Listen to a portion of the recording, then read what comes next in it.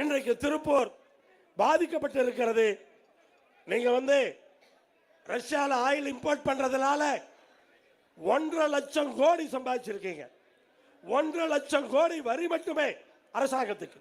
ஏன் இந்த ஜவுளி தொழிலை பாதுகாக்கிறதுக்கு அதுல ஒரு 10% கொடுங்க.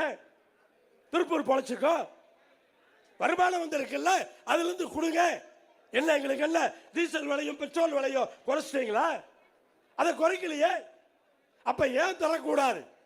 கொரோனா காலத்திலே எப்படி தனி நிதி ஒதுக்கி மக்களை காப்பாற்றுகின்ற பணி நடந்ததோ அதே போல இன்றைக்கு ஏற்றுமதியாளர்களை பாதுகாப்பதற்கு ஒன்றிய அரசு முன்வர வேண்டும் என்பதை வலியுறுத்தி நம்முடைய கண்டனத்தை இந்த இடத்திலே சொல்லி, ஒன்றிய திருப்பூர் இன்னைக்கு பார்த்தோம்னு சொன்னா வேதனையா இருக்குது.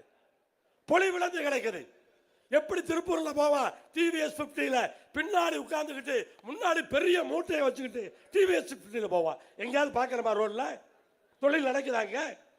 அப்படிப்பட்ட மோசமான திருப்பூரை மட்டுமல்ல, இந்தியாவினுடைய மொத்த ஜவுளி தொழிலை பாதுகாப்பதற்கு வர வேண்டும்.